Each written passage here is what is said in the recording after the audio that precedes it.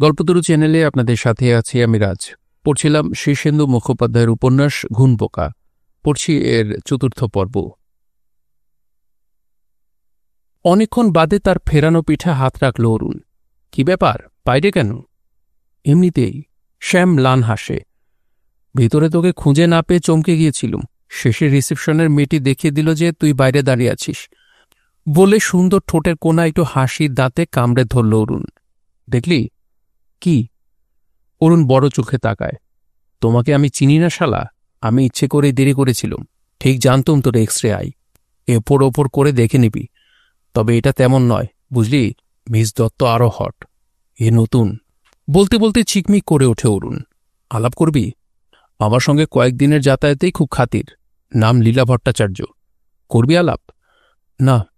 শ্যাম মৃদু হেসে মাথা নাড়ে। না। শ্যাম ঘাড় ঘুরিয়ে দেখল দরজার কাঁচের পাল্লা দিয়ে রাস্তা থেকেও মেয়েটিকে দেখা যাচ্ছে। মেয়েটির কৌতূহলী চোখ আবার তার চোখে পড়ল। শ্যাম ঘাড় ফিরিয়ে নেয়। কি হল তো শ্যাম? জিভ দিয়ে চিকচিক করে শব্দ করে অরুণ। কি জানি। হাঁটতে হাঁটতে শ্যাম বলল, কোনোখানে কিছু একটা গোলমাল হয়ে গেছে আমার। ভ্রুকুচকে অরুণ বলে, কিরকম? হাই স্কুলে পড়ার সময় মেয়ে দেখলে যেমন হতো, অনেকটা সেরকম নার্ভাস বোধ করছিলাম। মেয়েটি জিজ্ঞেস করল আমি কাউকে চাই কি না। অমনি মনে হলো ওখানে বসে থেকে আমি অন্যায় করছি। চোরের মতো উঠে এলুম।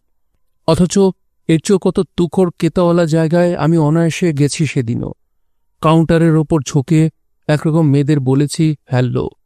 জিজ্ঞাসার চোখে শ্যামের দিকে তাকায় অরুণ। গোলমাল হয়ে গেছে। শ্যাম মাথা নাড়ে। অনেকদিন বাদে আমি টের পেলুম যে আমি প্রেমে পড়ে যেতে পারি। লীলার? না, লীলা বলে নয়, যে কোনো মেয়ের। আশ্চর্য। এতকাল যখন বৃন্দা মাধবী কিংবা ইতুর সঙ্গে ঘুরেছি, শুয়েছি এক বিছানায়, আগা পাশতলা তন্ন তন্ন করে খুঁজেছি ভালো লাগার মতো কিছু পাওয়া যায় কিনা, তখনও আমার বুকের মধ্যে রেলগাড়ির শব্দ হয়নি কখনো। মনে হয়নি যে এর মধ্যে কোনো রহস্য আছে। আর মনে হয় কোনো কিছুর বাকি রাখিনি বলে আমার ঠিক তৃপ্তি কখনো হয়নি। বুকের কাছে কোথাও একটা দুঃখ চাপা বেঁধে আছে। কিসব বলছিস রে? ঠিক বলছি। শ্যাম মাথা নিচু করে বলে, কে যেন বলেছিল ঈশ্বরজ্ঞান না হলে মেয়েদের ঠিকমতো চেনা যায় না। কে বলেছিল বলতো? কি জানি। ঠোঁট উল্টায় অরুণ। রামকৃষ্ণ কৃষ্ণ কেউ হবে? হবে। একটু চিন্তিতভাবে মৃদু হাসি অরুণ। এক লীলা ভট্টাচার্যই তো কি ঈশ্বরজ্ঞান দিয়ে দিল ৮ ঘণ্টায়? না। শ্যাম হাসে। আমি শুধু এটুকু বুঝলুম যে আমার ভেতরে এখনও এত আশ্চর্য রেলগাড়ির শব্দ আছে, আর আছে অতৃপ্তি। মনে হয় মেয়েরাই আমাকে ঠকিয়েছে সবচেয়ে বেশি। সবকিছু নিয়েও আসল রহস্যটুকু আলে বেঁধে নিয়ে গেছে। কিংবা কি জানি, হয়তো সে রহস্যও আমার সামনে খোলা চিঠির মতো মেলে ধরা ছিল, আমি ধরতে পারিনি।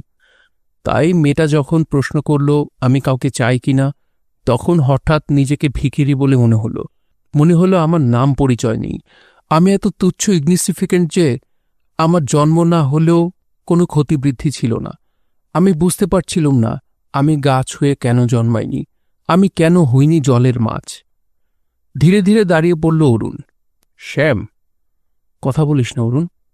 শ্যাম আসতে বলল, আমি নিজেকে এতকাল ভীষণ ইম্পর্টেন্ট ভেবে এসেছি। আমার সবকিছুই খুব সহজে পাওয়ার কথা আমি ভেবেছিলুম।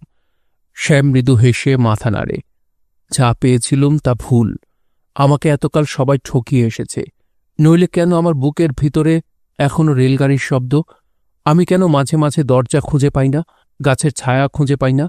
কোথায় ভুল হচ্ছে? এতকাল তো আমার সব দরজাই ছিল চেনা, সহজে খুলেছি। হঠাৎ ভালোবাসার জন্য আবার আমার হাঁটু গেড়ে বসতে ইচ্ছে করছে। চোখ কপালে তোলে অরুণ। কি ব্যাপার বলতো? ক্লান্তভাবে হাসে শ্যাম। কিছু না। ধুর শালা। অরুণ হো হো করে হাসে। হাসতে হাসতে নিজের পেটের দিকে আঙুল দেখায়। সবকিছুর মূলে ওই পেট। বায়ু থেকেই তো সবকিছু হচ্ছে। রোজ রাতে ইসুকগুলের ভুসি খাবি, সকালে উঠে গরম জলে লেবুর রস। আমি যখন ব্যাচেলর ছিলুম তখন আমার পেটের কমপ্লেইন ছিল 11 রকমের। লীলা ভট্টাচার্যকে আমি বলে রাখবো তুই সেন্ট অ্যান্ড মিলারের এক্স ছোট সাহেব। ভালো খেলোয়াড় উভয়ার্থে। বলে রাখবো যে তুই দাড়ি না কামিয়ে চাদর গায়ে ছদ্মবেশে ঘুরে বেড়াচ্ছিস, ভুল করে যেন তোকে ছেড়ে না দেয়। অ্যাসপ্লেনেডে ফুটপাথে দাঁড়িয়ে হাত তুলে, হ্যাঁ ট্যাক্সি বলে ট্যাক্সি দাঁড় করায় অরুণ। শ্যামকে বলে, চল তোকে পৌঁছে দি। হাই তুলে শ্যাম, বলে, না, বাসায় ফেরার তাড়া নেই, আমি একটু ঘুরে ফিরে যাব, তুই যা। ট্যাক্সির দরজা বন্ধ করার আগে অরুণ নিচু গলায় বলল, যদি মনে ধরে থাকে তো লেগে যা, আমি দেখব। চাকরির জন্য ভাবিস না শ্যাম, আমার শ্বশুরের ফার্ম, আমি যাওয়ার আগে বুড়োকে পগিয়ে যাব, তোর ব্যবস্থা হয়ে যাবে। বলতে বলতে ভীষণ বদমাশের মতো হাসে অরুণ। শরীরটা কেমন দেখছিস আমার, ভালো না? আহ, ফাইন। শ্যাম হাসে। For America, the land of the sex. দেখিস, 60 বছর বয়সেও আমি শরীর রেখে দেব, চিয়ারিও। চলন্ত ট্যাক্সি থেকে হাত দেখায় অরুণ। বিদেশি এক অরুণ, যাকে ঠিক ঠিক চেনে না শ্যাম, অথচ চেনা বলে মনে হয়। শূন্য মনে হেঁটে যায় শ্যাম। তার মাথার মধ্যে ভ্রমণের শব্দের মতো দূরাগত এক মোটরসাইকেলের আওয়াজ ঘুরে বেড়ায়। অস্থির বোধ করে সে। ক্রিসমাসের জন্য সাজানো দোকানপাট, রঙিন কাগজের শেকল, বুড়ো সান্টাক্লজ আর নকল পাইন গাছ চোখের পাশ দিয়ে সরে সরে যায়। হ্যান্ডবিলে বিজ্ঞাপন বিলি করছে একটা লোক। শ্যামের হাতেও সে একটা কাগজ গুঁজে দেয়। তাতে ইংরেজিতে বড় হরফে লেখা, আপনার বিপদ কেটে গেছে। তারপর একটা ওষুধের গুণ বর্ণনা। মৃদু হেসে কাগজটা দুমড়ে ফেলে দেয় শ্যাম। মনে মনে গুনগুন করে শ্যাম, আহ, আমার বিপদ কেটে গেছে, বিপদ আর নেই। ফিরবার সময় সেকেন্ড ক্লাস ট্রামের জানলার ধার ঘেঁষে বসা একটা লোক মাথা নিচু করে তাকে আদাব দিল। পরনে পায়জামা, লখনৌয়ের কাজ করা পাঞ্জাবি আর মাথায় মোটা সুতোয় বোনা নেটের একটা গোলটুপি, যা মাথার সঙ্গে চেপে বসেছে। চোখে সুরমা। ইরফান। ইরফান, কেমন আছো? শ্যাম ট্রামে উঠতেই লোকটা খুব বিনয়ের সঙ্গে হেসে উঠে দাঁড়িয়ে জায়গা ছেড়ে দিল। বসুন চক্রবর্তীবাবু। শ্যাম বসল না। ইরফানের কাঁধে আলতো করে হাত ছুঁয়ে বলল, আরে তুমি বসো, বসো। ইরফান মৃদু হেসে বলে, কি খবর? ইরফানের মুখে আবার সেই বিনয়ের হাসি। আজকাল আসেন না আর? না, অনেককাল শ্যাম আর যায় না রাজাবাজারের ইরফানের কাছে। যাওয়ার দরকার হয় না। আগে প্রতি মাসে যেতে হতো। 250 টাকা জমা দিলে ইরফান তার ঢাকার এক আত্মীয়কে চিঠি লিখে দিত, আমাদের দক্ষিণের বাগানে এবার খুব আম হইয়াছে, বাণীখাড়ার কমলাক্ষ চক্রবর্তীকে 200 আম পাঠাইয়া দিবেন। আর বাবা ঠিকঠাক 200 টাকা পেয়ে যেত ওখানে। কাজ কারবার কেমন? শ্যাম জিজ্ঞেস করে। মন্দা, হুন্ডি ধরে ফেলেছে, নিচু গলায় বলে ইরফান। হাসে। এখন কারবার সাহাবাবুদের হাতে, আর ঢাকার মারোয়ারি। কোনো কথাই ভালো করে শুনছিল না শ্যাম। একটা অন্ধকার মাঠ পেরিয়ে যাচ্ছে ট্রাম। হু হু করে হাওয়া লাগে। শ্যাম বয়স্ক ইরফানের সুরমা টানা সঙের চোখের মতো চোখে চোখ রেখে চেয়ে থাকে। ভদ্রতার হাসি হাসে। পার্ক স্ট্রিটে নেমে গেল ইরফান। নামার আগে হঠাৎ কানের কাছে মুখ এনে বলল, যদি পাকিস্তানে যাওয়ার দরকার পড়ে তো বলবেন, হাতে ভালো এজেন্ট আছে, বর্ডার পার করে দেবে, আবার 10 দিনের মাথায় ফিরিয়ে আনবে, কোনো ভয় ডর নেই, বলবেন। পার্ক স্ট্রিটে নেমে গেল ইরফান। যাওয়ার সময় আবার আদাব দিল রাস্তা থেকে। ইরফান নেমে গেলে হঠাৎ শ্যামের মনে পড়ল যে লোকটা মুসলমান। মনে পড়ল যে সে হিন্দু। আশ্চর্য, সে যে হিন্দু এ কথাটা অনেক দিন হয় তার খেয়ালই ছিল না। মনে পড়েনি, মনে পড়েনি আমি হিন্দু। মনে পড়তেই শ্যাম সামান্য হেসে ওঠে। আশ্চর্য, আমি হিন্দু? কেমন হিন্দু আমি? হিন্দু হয়ে আমি কেমন আছি? অনেক ভেবেও শ্যাম শব্দটার কোনো অর্থ খুঁজে পেল না। অবিশ্বাস্য মনে হয় যে সে হিন্দু, সে ভারতীয়, কিংবা সে বাঙালি। অবিশ্বাস্য মনে হয় যে সে কমলাক্ষ চক্রবর্তীর ছেলে, সাকিন, বাণীখাড়া, ঢাকা জেলা। অবিশ্বাস্য মনে হয় যে শ্যাম চক্রবর্তী নামে কেউ সেন্ট মিলারের প্রাক্তন ছোট সাহেব, কিংবা ক্লাবের এককালের লেফট আউট। অবিশ্বাস্য মনে হয় যে এইসব নাম পরিচয়ের মধ্যে সে বাধা আছে। অবিশ্বাস্য মনে হয় যে এইসব নাম পরিচয়ের বাইরে তার আর কোনো অস্তিত্ব নেই। কুয়াশার ভিতর দিয়ে ভেসে যাচ্ছে ট্রাম। ময়দান পেরিয়ে যাচ্ছে অস্পষ্ট চাঁদের আলোয়। শ্যাম জানলার কাঠে মাথা হেলিয়ে দেয়। তারপর ক্রমে লক্ষ্য ভুলে গিয়ে তার ট্রাম গাড়ি অচেনা অজানায় পাড়ি দেয়। চারদিকে চাঁদ আর কুয়াশার মায়া হু হু করে কেঁদে ওঠে প্রকাণ্ড নিষ্ফলা মাঠে। গাছে ভুতুরে ছায়া পাথরের মতো জমে আছে। টিকিট। বিরক্ত শ্যাম হাত তুলে কন্ডাক্টরকে সরে যেতে বলে। কন্ডাক্টর সরে যায়। মায়াবী ট্রামগাড়ি চেনা পথ ছেড়ে দিয়ে বেঁকে যায়, ঘুরে যায় অচেনায়। গাছপালা ডেকে ওঠে, এসো শ্যাম। বাতাস ফিসফিস করে বলে, এসো শ্যাম। তারপর তাকে ছুঁয়ে আনন্দে বাতাস ছুটে যায় গভীরতর রাজ্যের ভিতরে, পাহাড়ের গুহায়, নদী কিংবা সমুদ্রের উপর দিয়ে সুগন্ধের মতো ভেসে যায় সুসংবাদ। শ্যাম, আমাদের শ্যাম। মাটিতে পা রাখতেই মায়ের মতো মাটি ডেকে ওঠে, শ্যাম। পাখির চোখ থেকে গড়িয়ে পড়া জলের মতো শিশির জমে আছে ঘাসে। কাল কাসন্দির ঝোপে, কুল বড়ইয়ের গাছের তলায়, কুয়োর পাড়ে আতাবনে বাদুরের মতো ঝুলছে অন্ধকার। চকমক করে ঘুরে বেড়াচ্ছে জোনাকি পোকা। নোনা পুকুরের আষ্টে গন্ধ পায় শ্যাম। শাপলার গায়ের গন্ধ নিথর রাতকে চমকে দিয়ে জলে ঘাই দেয় বড় মাছ। তারপর শান্ত জলের নিচে পরিদের গভীর রাজ্যে চলে যায় তার অতিকায় নিঃশব্দ গতিময় ছায়া। দূরে গঙ্গায় বেজে ওঠে জাহাজের ভো, মাথার ওপর উড়োজাহাজের বিষণ্ণ শব্দ। শ্যাম অন্যমনে সাড়া দেয়, যাই। ময়দানের পাশ ঘেঁষে যেতে যেতে মাত্র কয়েক পলকের জন্য স্বপ্নের সেই দেশ শ্যামের চেতনাকে ছুঁয়ে গেল। ক্লান্ত শ্যাম ট্রাম থেকে নেমে ধীর পায়ে পেরিয়ে গেল গড়িহাটার মোড়। তার গা ঘেঁষে বুড়ো গেঞ্জিওয়ালা উল্টো দিকে হেঁটে যায়, ধীরে গম্ভীর স্বরে হাঁকে, গেঞ্জি। কয়েক পা হেঁটে যায় শ্যাম, তারপর শোনে হতাশ এক গেঞ্জিওয়ালা শট টেনে চলেছে, গেঞ্জি। দূরে চলে যাচ্ছে সেই ডাক। মাথার ভিতরে হঠাৎ আবার টলমল করে ওঠে ঘোলা জল, কিন্তু মনে পড়ে না। আবার কয়েক পা হেঁটে যায় শ্যাম, তারপর ধীরে ধীরে দাঁড়িয়ে পড়ে। অস্ফুট আলোয় বলে ওঠে, সোনা কাকা। ঘুরে দাঁড়িয়ে ভিড় ঠেলে উজিয়ে আসতে চেষ্টা করে শ্যাম, কিন্তু ততক্ষণে বহু দূর চলে গেছে গেঞ্জিওয়ালার ওই ডাক। শ্যাম মাথা নেড়ে আপন মনে বলে, আহ সোনা কাকা। তার মনের মধ্যে বুড়ো মুখ তুলে ছানি পড়া চোখে বেভুল চেয়ে থাকে সোনা কাকা। আহ মনু। মাথা নেড়ে বলে, মনুরে। তার কাঁধে হাত রাখে শ্যাম। সোনা কাকা, বাইচা থাকো, আরও কিছুদিন বাইচা থাকো। বিড়বিড় করে কথা বলে শ্যাম, আমি নিয়ে আসব সুদিন, অপেক্ষা করো। হোটেলে মিত্রর সঙ্গে দেখা হলে মিত্র চোখ কপালে তুলে বলে, আজ একটা কাণ্ড হয়ে গেল মশাই, ভালোবাসার ব্যাপার খুব ইন্টারেস্টিং। শ্যাম ভ্রু তুলে হাসল, বটে। মিত্র ঝুঁকে বলল, মেয়েটি কুমারী থেকে এক লাফে বিধবা হয়ে গেল, ডবল প্রমোশন। মাঝখানে মাস কয়েক আসেনি, আজ এলো। পরনে সাদা থান, হাতে চুড়ি নেই, কানে দুল, গলায় হান নেই, মুখ চোখ থমথম করছে। আমরা তো প্রথমে কিছু জিজ্ঞেসই করতে পারিনি, এ ওর মুখ চাই। এই সেদিনকার কুমারী মেয়ে, বিয়ে হয়নি, হঠাৎ কি? জিজ্ঞেস করতেই প্রথমে কেঁদে ভাসালো, বলল, আমি বিধবা, আমার স্বামী মারা গেছে। কিন্তু বিয়ে হলো কবে? জিজ্ঞেস করলে কেবল মাথা নেড়ে বলে, হয়েছিল, কিন্তু কবে? অনেক কষ্টে তারপর মুখ ফুটল মেয়ের, বিয়ে হয়নি, কিন্তু হয়ে যেত। আমি মনে মনে ওকে স্বামী বলে জানতুম, আর কেউ কখনো কোনোদিন আমার স্বামী হবে না। শুনলুম ছোকরা অ্যাক্সিডেন্টে মারা গেছে মশাই। বলতে বলতে মিত্র গম্ভীর হয়ে গেল, হঠাৎ বলল, অদ্ভুত ব্যাপার মশাই, ভালোবাসা। কি বলেন? শ্যাম হাসে। হঠাৎ তার মাথার ভেতর আস্তে জেগে ওঠে ভ্রমরের শব্দের মতো মোটর সাইকেলের আওয়াজ। অ্যাক্সিডেন্ট? কিরকম অ্যাক্সিডেন্ট? মিত্র অনেকক্ষণ চুপ করে থেকে বলে, কি জানি, আজকাল লোকে বলে ভালোবাসা টাসা পুরনো ঘায়ে খোঁচা লেগেছে মশাই। খুব মজা করলুম বটে অফিসে ব্যাপারটা নিয়ে, কিন্তু মনটা ভার হয়ে আছে, ভিতরে ভিতরে একটা হেমোরেজ টের পাচ্ছি। আবার অনেকক্ষণ চুপচাপ কেটে যায়।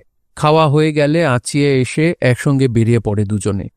চলে যাওয়ার আগে মিত্র হঠাৎ বলল, দেখুন, আমাকেও কিরকম বিধবা করে রেখে গেছে একজন। পুরুষ বলে থানটা পড়িনি, কিন্তু ভিতরে ভিতরে। না মশাই, হাসবেন না, কিন্তু এক একদিন নিরালা ঘরে বসে খুব কাঁদতে ইচ্ছে করে। অনেক রাতে ঘুম ভেঙে শ্যাম টের পেল রাস্তা দিয়ে একজন হকার গেঞ্জি হাঁকাতে হাঁকাতে চলে যাচ্ছে। এত রাতে? মনে হতেই লেপ সরিয়ে জানলার কাছে এসে দাঁড়াল শ্যাম। বাঁ দিকে চেয়ে দেখল রাস্তা শূন্য, ডান দিকে চেয়ে দেখল রাস্তা শূন্য। তবু বহু দূর থেকে দূরে রাতের গভীরে চলে যাচ্ছে ওই ডাক, গেঞ্জি, গেঞ্জি। সোনা কাকা। নিজের কান চেপে অভিভূত শ্যাম স্তব্ধ হয়ে দাঁড়িয়ে রইল। তারপর আস্তে আস্তে আকাশের দিকে চোখ তুলে দেখল শ্যাম, নিথর কালপুরুষ ছায়াপথ নক্ষত্রমণ্ডলী। আর সেই হিম আকাশে, নক্ষত্রে, তারা থেকে তারার ছায়াপথ পেরিয়ে রোগা বুড়ো প্রায় অন্ধ সোনা কাকা ফেরি করতে করতে চলে যাচ্ছে তার সওদা। কেঞ্জি, কেঞ্জি। 23শে ডিসেম্বর মোটরসাইকেল দুর্ঘটনায় আহত এক ব্যক্তি আজ হাসপাতালে মারা গেছেন। এরকম একটা খবর পরপর কিছুদিন পত্রিকায় খুঁজে দেখল শ্যাম। নেই, অথচ প্রতিদিন খবরের কাগজের প্রথম পৃষ্ঠা থেকে দুর্ঘটনার খবর থাকে। কতভাবে যে মরে যাচ্ছে মানুষ, ইঁদুর, আরশোলা কিংবা রোদ জল না পাওয়া চারা গাছের মতো দেখলে আশ্চর্য হতে হয়। এইভাবে মরে মরে যদি পৃথিবীর ভিড় কমে যায়, যদি আস্তে আস্তে নির্জন হয়ে আসে পৃথিবী, ভাবতেই শ্যামের চোখে মুখে আনন্দ রক্তোচ্ছ্বাসের ঝাপটা এসে লাগে। তখন বড় সুন্দর হবে এই শহর, আরও রহস্যময়ী হবে পৃথিবী। তখন সব মানুষই হয়ে যাবে সব মানুষের চেনা পরিচিত আত্মজন। ভালোবাসায় ভরে উঠবে পৃথিবী। থাকবে না প্রতিযোগিতা, আক্রমণ লোপ পাবে। তখন মানুষের ভাষা থেকে লুপ্ত হবে গালাগাল, অশ্লীল কিংবা কঠিন শব্দ। তখন দূরের মহাদেশ নিয়ে রূপকথার গল্প জমবে খুব। তখন আরও পাখি, প্রজাপতি ও উদ্ভিদের জন্ম হবে পৃথিবীতে। পরিষ্কার সুগন্ধি বাতাস বয়ে যাবে। তখন পাওয়া যাবে দূরের শব্দ কিংবা গন্ধ, আর নিজেকে পাওয়া যাবে হাতের মুঠিতে। অল্প কিছু লোকের ভিতর থেকে সহজেই বেছে নেওয়া যাবে কয়েকটি বন্ধ কিংবা নিজের স্ত্রীকে। আলাদা করে চেনা যাবে ভাঁড় কিংবা শয়তানকে। এখনকার মতো সব গোলমেলে মনে হবে না। কিংবা যদি আরও নির্জন হয়ে যায় পৃথিবী, যদি ক্রমে ক্রমে জনশূন্য হয়ে যায় শহর, প্রান্তর, মহাদেশ, সমস্ত পৃথিবীতে আর একটিও মানুষ বেঁচে নেই একমাত্র শ্যাম ছাড়া। ভাবতে ভাবতে শ্যাম ঘরের মেঝেই ছড়ানো সিগারেটের টুকরোর উপর পা ফেলে দ্রুত পায়চারি করে।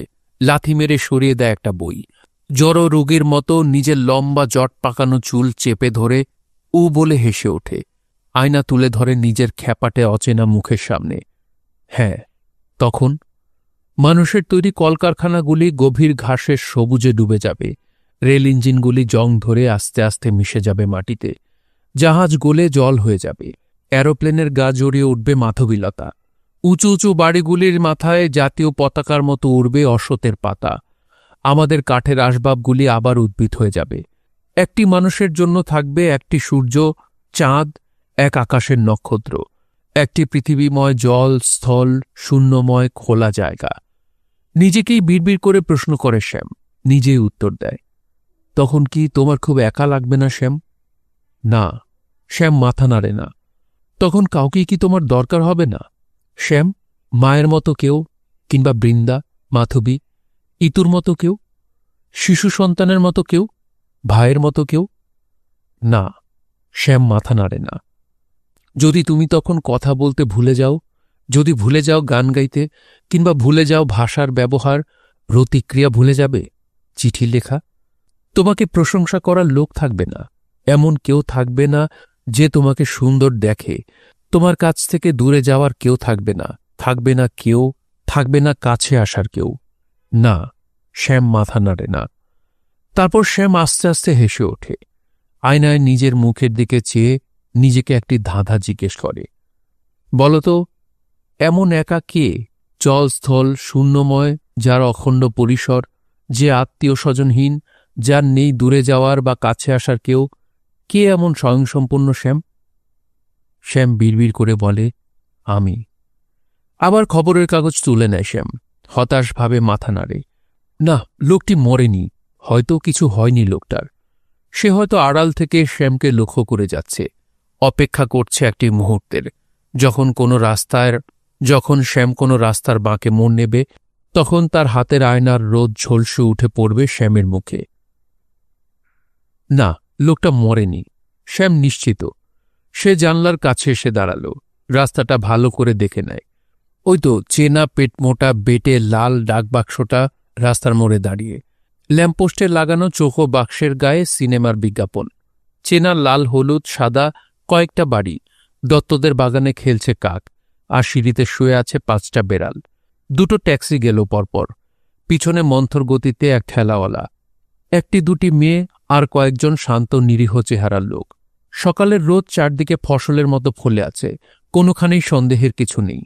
তবু শ্যাম টের পায়, এই সব কিছুর আড়াল থেকে 2টি চোখ তাকে চোখে চোখে রাখছে। কেমন সেই লোক যার মুখে শ্যাম আলো ফেলেছিল? মিনুর মতোই নিষ্ঠুর কেউ কি? তার মুখ দেখেনি শ্যাম, লক্ষ্য করেনি তার গায়ের রং, জানে না সে কতটা লম্বা কিংবা তার বাড়িতে কে কে আছে। কে জানে সে সুবোধ মিত্র অফিসের সেই কুমারী বিধবা মেয়েটির প্রেমিক কিনা, কিংবা কে বলতে পারে যে লোকটা মিনু নয়, কিংবা নয় তার সঙ্গীদের একজন। শ্যাম মনে মনে বলে, তবু পৃথিবী থেকে লোকজন ঢের কমে যাওয়া ভালো। আরও শালিক, আরও চড়াই, আরও উদ্ভিদের, আরও ভালোবাসা, রহস্য ও স্বপ্নের বড় প্রয়োজন আমার। একদিন এসপ্ল্যানেডের খোলা রাস্তায় হঠাৎ অসময়ে বৃষ্টি নামল, অকালে। গোপনে মেঘ জমেছিল আকাশে, শ্যাম টের পায়নি। হঠাৎ খেয়াল করল তার চারপাশে হরিণের খুরের শব্দ। চরাচর জুড়ে ছুটে আসছে অজস্রী অসংখ্য হরিণ। হাওয়া সামান্য গতিতে ছুটে যাচ্ছে তার চারপাশ দিয়ে। শ্যাম ছুটে গিয়ে দাঁড়াল একটা গাড়ি বারান্দার তলায়, এক পাল লোকের ঠাসাঠাসির ভিড়ের মধ্যে। ময়লা ভ্যাপসা গন্ধওয়ালা রুমালটা পকেট থেকে বের করে বহুদিন পর কাজে লাগাল। শ্যাম চুল আর দাড়িতে জল মুছে নিল। হঠাৎ ঠান্ডা হাওয়ায় বড় শীত করে উঠল তার। সে ভিড়ের ভিতরে একজন মোটা সোটার লোক খুঁজে দেখল যার পেছনে দাঁড়ানো যায়। নেই। পকেটে হাত দিল সিগারেটের জন্যে। নেই। আর্কেডের তলায় খুঁজল একটা সিগারেটের দোকান, পেয়ে গেল। মন্থর পায়ে ভিড় ঠেলে দোকানটার সামনে এসে দাঁড়াতেই ভয়ঙ্কর চমকে গেল শ্যাম। প্রায় 4 ফুট চওড়া একটা দোকান, জোড়া আয়না, অজস্র মাথা ও মুখের ভগ্নাংশ দেখা যাচ্ছে। সে নিজের সম্পূর্ণ অচেনা ভিখিরির মতো কাঙাল মুখ দেখতে পাচ্ছে, আর দেখল পিছনের ভিড় থেকে একটি আধচেনা মুখ ঘাড় ঘুরিয়ে সামান্য কৌতূহলী চোখে দেখছে তাকে। একটি মেয়ে। সিগারেটের জন্য খুচরো পয়সা ধরা বাড়ানো হাত থেমে রইল। শ্যামের বুকের ভেতরটার শূন্যতার মধ্যে চমকে ওঠে তার হৃৎপিণ্ড। রেলগাড়ির আওয়াজ শুরু হয়ে যায়। মুখ ফিরিয়ে শ্যাম মেয়েটির দিকে তাকাতেই মেয়েটি কৌশলে অন্যমনস্কতার ভান করে সরিয়ে নিল চোখ। তারপর খুব সাবধানে, যেন বিশ্রী না দেখায় এমনভাবে ধীরে মুখ ফিরে নিল। বয়ঃসন্ধির সময়ের মতো লাজুক হয়ে গেল তার হাত পা, সমস্ত শরীর কাঁটা দিল। চেনে শ্যাম, মেয়েটিকে সে চেনে, কিন্তু কোথায় দেখেছিল ওই অসম্ভব সুন্দর মুখ, ওই কপল, ঢাকা চুল, গোল মুখ, মুখের নিঃশব্দ কথা, জানো আমি খুব বেঁচে আছি, আমার এখনো বয়স হয়নি, আমার কাছে অদেখা পৃথিবী অনেক বড় রয়ে গেছে দেখা পৃথিবীর চেয়ে। ওই মুখ কোথায় দেখেছিল শ্যাম, কবে? মাথার ভিতরে ঘোলা জল টলমল করে ওঠে। কোথায়? পিছন থেকে কেবল মেয়েটির একটু দীর্ঘ বাঁকা ঘাট দেখা যাচ্ছিল।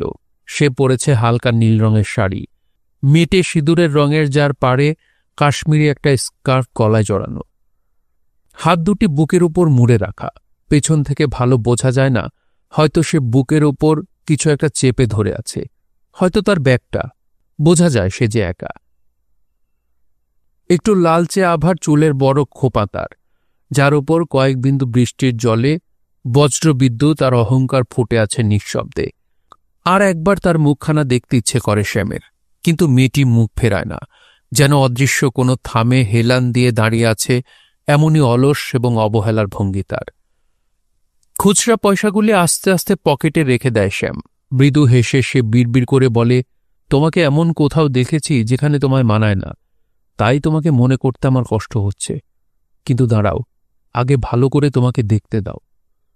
কিন্তু কাছে যেতে সাহস হয় না শ্যামের। সে ভিড়ের ভিতরে গা ঢাকা দেয়, একটু কুঁজো হয়ে ভিড় ঠেলে এগোতে থাকে, অর্ধচক্রাকারে ঘুরে যেতে থাকে মেয়েটির সামনের দিকে। নিজেকে মেয়েটির কাছ থেকে যথেষ্ট দূরে রাখার চেষ্টা করে। ভিড়ের মধ্যে বিরক্ত মানুষেরা তার দিকে চেয়ে দেখে, শ্যাম গ্রাহ্য করে না। বুড়ো এক পাঞ্জাবির পা মারিয়ে দেয় শ্যাম। বাচ্চা একটা ছেলের পিঠে হাত রেখে তাকে সরিয়ে দেয়। পাশাপাশি দাঁড়িয়ে কথা বলছিল দুটি ছেলে, তাদের ঠেলে মাঝখান দিয়ে এগিয়ে যায় সে। তার মুখ বাঁ দিকে ঘোরানো, চোখ লক্ষ্যবস্তুর ওপর স্থির। ক্রমে তার চারপাশ মানুষের ছায়ার মতো অলিক হয়ে আসে, যেন আর কারও কোনো অস্তিত্ব নেই। শুধু ক্রমে ক্রমে মেয়েটির ছোট কানের ইয়ারিং থেকে গালের ডোল, একটু চাপা নাক, ঠোঁট, ক্রমে গোল সম্পূর্ণ মুখটি চলে আসে তার চোখের নাগালে। সে দাঁড়িয়ে পড়ে। ফুটপাতের ধারে চলে এসেছিল শ্যাম। তার গায়ে ঝাঁপিয়ে পড়ে বৃষ্টির জলকণা। হুহু বাতাস তার এন্ডির চাদর নিশানের মতো ওড়াতে থাকে। কনকন করে ওঠে কান। শ্যাম গ্রাহ্যও করে না। একটা চোর বেড়ালের মতো সে মেয়েটির দিকে চেয়ে থাকে। তার সমস্ত চেতনা জুড়ে দূরগামী হরিণের পায়ের শব্দের মতো বৃষ্টির শব্দ হয়ে যেতে থাকে। মেয়েটির গা ঘেঁষে চলে যায় কয়েকটি পুরুষ। হাত পা রিরি করে ওঠে শ্যামের। কি সাহস! আবার অনেকদিন পর শ্যামের মনে হয় যে বহুদিন হয়ে গেল সে আর নিজেকে সাজায় না। তার গালে রুক্ষ দাড়ি, মাথায় লম্বা জটার মতো জড়িয়ে থাকা এলোমেলো চুল, গায়ে ময়লা এন্ডির চাদর। সে অনেক রোগা, লাবণ্যহীন আর দুর্বল হয়ে গেছে। তার আর সেই সাহস নেই সহজেই যে কোনো মেয়ের কাছাকাছি চলে যাওয়ার। কোথায় গেল সেই ভেলার মতো ভাসমান হালকা মন, সেই খেলার ছল? এখন তার বুকের মধ্যে সেই রেলগাড়ির স্টেশন ছেড়ে যাওয়ার আর পুল পেরিয়ে যাওয়ার শব্দ। সে নিজের বুকে হাত রাখে। না, এই অচেনা রহস্যময় শ্যামকে চেনে না শ্যাম। তার শরীরের ভিতরে, মনের ভিতরে ডেকে উঠছে মেঘ, চমকে উঠছে বিদ্যুৎ, আর সমস্ত চেতনা জুড়ে নেমে আসছে অদ্ভুত এক নিঃশব্দ বৃষ্টি। বুক ভরে ওঠে ভালোবাসায়। ছোঁয়া যায় না, এখন আর শরীর ছোঁয়া যায় না, কাঁটা দেয়। মেয়েটির চোখে হঠাৎ চোখ পড়ে যায় শ্যামের। ভ্রু কুঁচকে মেয়েটি তাকে এক পলক দেখে, তারপর অস্বস্তিতে চোখ সরিয়ে নেয়। সামান্য এক আধ পা সরে যায়, একটু ঘুরে দাঁড়ায়। শ্যাম আবার ভিড় ঠেলে এগিয়ে যায় ফুটপাতের ধার ঘেঁষে, আবার মেয়েটির মুখোমুখি হয়। মেয়েটির চোখ আবার তার চোখের উপর ঘুরে যায়। সামান্য নড়ে ওঠে মেয়েটি, শীতে কিংবা ভয়ে সামান্য কেঁপে ওঠে, মুখ ফিরিয়ে নেয়। অসহায়ের মতো হঠাৎ চারদিকে চেয়ে দেখে, বিরক্তিতে কামড়ে ধরে ঠোঁট, মাটিতে পা ঘষে নেয় রাগে। হঠাৎ শ্যামের খেয়াল হয় যে তার চারপাশে কথাবার্তার শব্দ থেমে গেছে। অনেকেই লক্ষ্য করছে তাকে। কথা থামিয়ে ঘাড় ফিরিয়ে অনেক লোক তার দিকে তাকিয়ে আছে। চোখ সরিয়ে দেখে নিচ্ছে মেয়েটিকে। তাদের চোখে মুখে কৌতুক। ভীষণ চমকে ওঠে শ্যাম। তার হাত পা কেঁপে ওঠে। সে নিজের দিকে চেয়ে দেখে, কি করছে সে? এতক্ষণ সে কি করেছে? চকিতে শ্যাম মুখ ফিরিয়ে নেয়। তার নাকে মুখে ছুটে আসে রক্তের গরম ঝাপটা। অপমানে কেঁপে ওঠে তার শরীর। দ্রুত সে ফুটপাত ছেড়ে বৃষ্টির রাস্তায় নেমে পড়ে, হেঁটে যেতে থাকে। তারপর কেবল হরিণ আর হরিণ, চারদিকে অজস্র অসংখ্য ধাবমান অদৃশ্য হরিণের পায়ের শব্দ। যতদূর চোখ যায়, বাঁশপাকার জলকোনায় আধো অন্ধকারে রাস্তাঘাট, ময়দান, আদিগন্ত রহস্যময় হয়ে গেছে। নিশ্চিত মনে নিরুদ্রূপে হেঁটে যায় শ্যাম। তার মাথা, গাল, দাড়ি বেয়ে নেমে আসে কেঁচোর মতো হিম জলের কয়েকটা রেখা। শীতে তার শির কাঁপে, তবু সে টের পায় তার ভেতরে উষ্ণ রক্তস্রোত। বুকের মধ্যে উথাল পাথাল, মাথার মধ্যে যন্ত্রণার মতো একটি প্রশ্ন, তুমি কে? তুমি কে? হঠাৎ মনে পড়ে যায় শ্যামের। দুটি সাদা সুন্দর হাত টেলিফোন থেকে নোট বয়ে ঘুরে বেড়াচ্ছে মদ রঙের কাঠের পালিশের ছায়া ফেলে। লীলা! ইয়া বলে হেসে উঠে শ্যাম। লীলাই! হায় ঈশ্বর, তোমার জন্যই আমি বৃষ্টির মধ্যে খোলা রাস্তায় নেমে এলুম, গায়ে তুলে নিলুম শীত। হঠাৎ দুটি হাত উপরে তুলে পাগলের মতো আপন মনে আবার হাসে শ্যাম। ঠিক আছে, তোমার জিত। অনেকদিন পর নিজেকে একটু জীবন্ত মনে হয় শ্যামের। সে শুনতে পায় তার শরীরের মধ্যে কারখানা চলার মতো শব্দ করে চলেছে কলকব্জা। সে বড় বেঁচে আছে। রাতে বিছানায় শুয়ে আধো ঘুমের ভিতরে সে তার বালিশের কাছে একটা নাম বলে রাখল। বালিশে নাক ঘষল, লীলা। আহা! নিজেকে লুকিয়ে রাখার কোনো চেষ্টাই করল না শ্যাম। খোলা রাস্তায় রোদের মধ্যে সে দাঁড়াল, থামে ঠেস দিয়ে। অদূরে কাঁচের শাঁসি লাগানো দরজাটা। চোখ থেকে রোদ চশমাটা খুলে নিল শ্যাম। প্রথমে ভালো দেখা গেল না। বেলা ৩টের খড় রোদ চোখ ধাঁধিয়ে দিল। হাত দিয়ে চোখ আড়াল করল সে। তারপর ছায়া মূর্তির মতো আবছা লীলাকে দেখা গেল মদরঙের কাউন্টারের ওপাশে। প্রথমে চেনা গেল না লীলাকে। তার মুখ চোখ ঝাপসা দেখাচ্ছিল। লীলার পেছনের দেওয়ালে একটা ফ্লুরোসেন্টের আলো জ্বলছে। তারপর ক্রমে ক্রমে দেখা গেল সেই দুটি সুরে বাঁধা হাত স্বয়ংক্রিয় কাজ করে যাচ্ছে। কপাল থেকে চূর্ণ চুল সরিয়ে দিচ্ছে লীলা। ডান হাতে তুলে নিচ্ছে পেন্সিল, বাঁ হাতে টেলিফোন। রিসিভার কানে চেপে কাত হয়ে শুনছে, কিংবা একটু ক্লান্ত দীর্ঘ মিষ্টি স্বরে বলছে, হে লেলা। দুটি চোখে সামান্য ঘুম পাওয়া ভাব। ভ্রু তুলে কথা বলছে তার নানা অতিথির সঙ্গে। হেসে ঠাট্টার উত্তর দিয়ে দিচ্ছে। তবু কিছুতেই তাকে এই পৃথিবীতে ব্যবহৃত মেয়ে বলে মনে হয় না শ্যামের। মনে হয় না যেন সে খাওয়া পড়ার জন্য, উন্নতির জন্যে, সঞ্চয়ের জন্য কাজ করছে। মনে হয় না একটি নাম কিংবা পরিচয়ে বাধা আছে সে। শ্যাম সরল একটা গাছের মতো সামান্য একটু পিছনে হেলে ঠায় দাঁড়িয়ে রইল। মুখে মৃদু হাসি, তার সামনে দিয়ে হেঁটে যাচ্ছে ছায়ার মতো অনেক লোকজন, যাদের কোনো অস্তিত্ব নেই, যেন ব্যাকেটে ঝোলানো জামা কাপড়। চারদিকের কোনো শব্দ পায় না শ্যাম, যেন সে এক নিঝুম ঠান্ডা ঘরের মধ্যে দাঁড়িয়ে আছে। সামনের কাঁচের দরজাটা ঠেলে লোকজন আসছে যাচ্ছে, কিন্তু কারো মুখই ভালো করে দেখে না শ্যাম। দুটি ভিখিরি এসে ঘ্যান ঘ্যান করল শ্যামের সামনে। তারা মেয়ে না পুরুষ তাও দেখল না শ্যাম। পকেট থেকে পয়সা তুলে দিয়ে দিল। কি দিল বা কত তা খেয়াল করল না। একবারও ঘড়ি দেখল না শ্যাম। কটা বাজে এ প্রশ্ন তার কাছে অপার্থিব মনে হল। সে শুধু টের পাচ্ছিল যে শুধু দুপায়ের জোরে সে এখানে দাঁড়িয়ে নেই, আর তার ভিতরে জন্ম নেওয়ার আগে শিশুর মতো কোনো বোধ কেঁপে উঠছে। এন্ডির চাদরের তলায় তার সমস্ত শরীর শক্ত, লোহার মতো কঠিন হয়ে আছে সমস্ত পেশি। মাঝে মাঝে তার চোয়ালের হাড় ঢিবির মতো ফুলে উঠছে, আর ক্রমান্বয়ে বুকের ভিতরে নিঃশব্দে ঘটে যাচ্ছে অদৃশ্য বৃষ্টিপাত আর হরিণ দৌড়ে যাওয়ার শব্দ। সে টের পায় সে বড় বেঁচে আছে। লীলা কাজ করে যাচ্ছে, কেবলই কাজ করে যাচ্ছে। নড়ে যাচ্ছে তার দুটি কাজের হাত, তার ঠোঁট কেবলই কথা বলে যাচ্ছে। কোনো কথাই বুঝতে পারছে না শ্যাম, তবু যেন বুঝতে পারে। হ্যাঁ, আমি জানি তুমি কি বলছো। তুমি দূর দূরান্তের লোককে বলতে চাইছ, দেখো আমি কত বেঁচে আছি, দেখো আমার এখনো বয়স হয়নি, আমার কাছে এখনো বড় রহস্যময়ী জীবন, আমি ভালোবাসতে শিখেছি। মাঝে মাঝে তার সম্পূর্ণ অন্যমনস্ক চোখ রাস্তার ওপর দিয়ে ঘুরে যাচ্ছিল। হয়তো সে এক পলক দেখে নিল একটা লোকের কালো কোট, একটা গাছের একটু পাতা, দু একটি কাক, একটা দেয়ালে সাঁটা মিছিলের আহ্বান। শ্যাম অপেক্ষা করে রইল। এই ভিড়ের রাস্তায় এত কিছুর মধ্যে তুমি আমার দিকে একবারও লক্ষ্য করবে কি? শ্যাম টের পাচ্ছিল আস্তে আস্তে আলো মরে আসছে। অন্ধকার হয়ে গেলে লীলা আর তাকে দেখতে পাবে না, কিন্তু তখন উজ্জ্বল ঘরের মধ্যে লীলাকে আরও স্পষ্ট দেখা যাবে। শ্যাম মুখে মৃদু হাসি আর রজু শক্ত শরীর নিয়ে দাঁড়িয়েই রইল। হয়তো কিছুই ঘটবে না, হয়তো বিস্ফোরণের মতো কিছু ঘটবে, শ্যাম জানে না। লীলার মুখ আড়াল করে একটি লোক কাউন্টারে ঝুঁকে দাঁড়ালো, একটুক্ষণ সরে গেল। লম্বা একটা লোক শ্যামের সামনে রাস্তায় দাঁড়িয়ে সিগারেট ধরাচ্ছিল। কয়েক পলক আবার আড়ালে পড়ল লীলার মুখ। বিরক্তিতে 8 ফুট লম্বা হয়ে যেতে ইচ্ছা করছিল শ্যামের। সেই ইচ্ছে টের পেয়েই বোধহয় লোকটা তাড়াতাড়ি হেঁটে গেল। সামান্য চমকে উঠল শ্যাম। মিনু না? পরমুহূর্তে লোকটাকে ভুলে গিয়ে লীলার ওপর চোখ রাখল।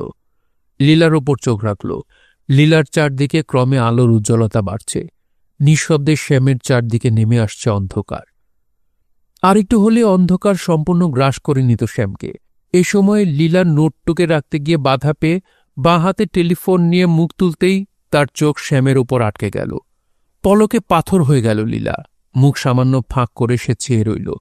চিৎকার করে ওঠার আগের মতো ভয়ে তার ডান হাত উঠে এলো মুখের কাছে, যেন সে এক্ষুনি লোক জড়ো করে ফেলবে।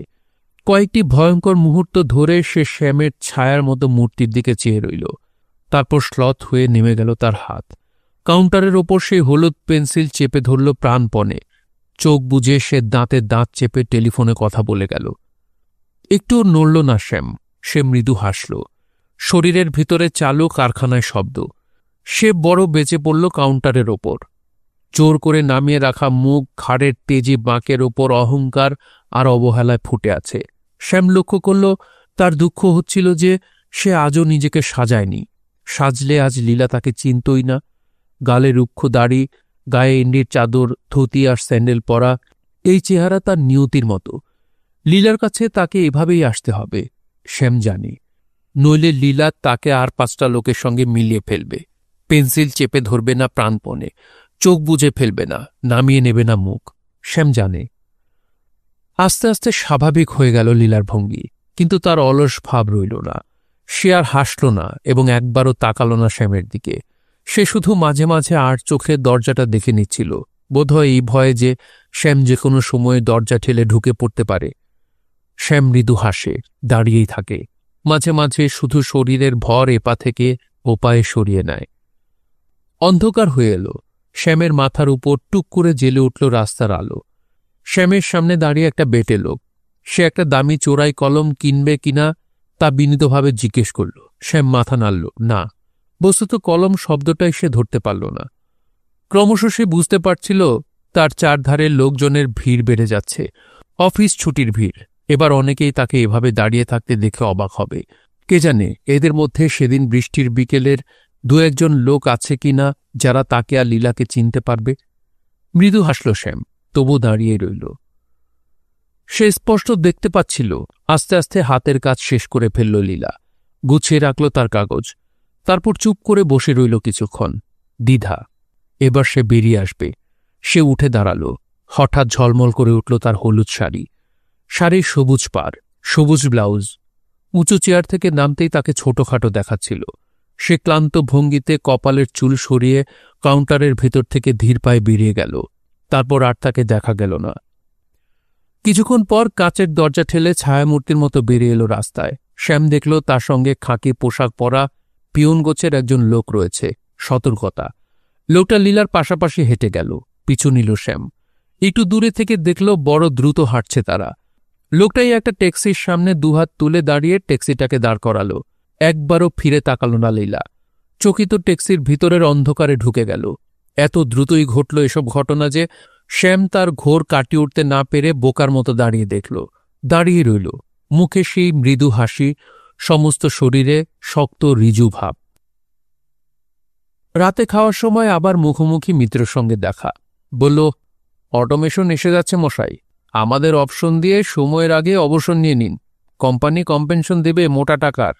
তা ভাবছি এবার বসেই পড়ি মশাই, এত খাটাখাটনি যে কার জন্য তা বুঝতেই পারি না। সে অন্যমনস্কভাবে হাসে। 15 বছরের ওপর চাকরি হয়ে গেল। বয়সের কথাটা বোধহয় খেয়াল ছিল না মিত্রর, তাই বলেই চকিতে একটু হাসল। সার্টিফিকেটে যাই থাক মশাই, আমার প্রায় 40 এখন, কিন্তু এখনই কেমন বুড়ো বুড়ো লাগে নিজেকে। অফিসে যতক্ষণ কাজকর্মে থাকি ততক্ষণ মনে হয় বাইরে বোধহয় খুব আলো বাতাস, হই হল্লা, আনন্দের মৎসব চলছে। আবার বাইরে এসে সময় কাটতে চায় না। আগে ফুটবল খেলা দেখার ঝোঁক ছিল, একটু একটু তাঁস দাবা খেলতুম। না, এখন আর তাও পরিশ্রম বলে মনে হয়। বইপত্র ঘাঁটি না কতদিন, মাঝে মাঝে শুধু জ্যোতিষের বই খুলে নিজের হাত দেখি আর হাসি। বলতে বলতে একটু ঝুঁকে পড়ল মিত্র, সামান্য চাপা গলায় বলল, বিশ্বাস করুন মশাই, আমার হাতে অনেক ভালো সাইন ছিল, সুন্দর সানলাইন আর বৃহস্পতির মাউন্ট।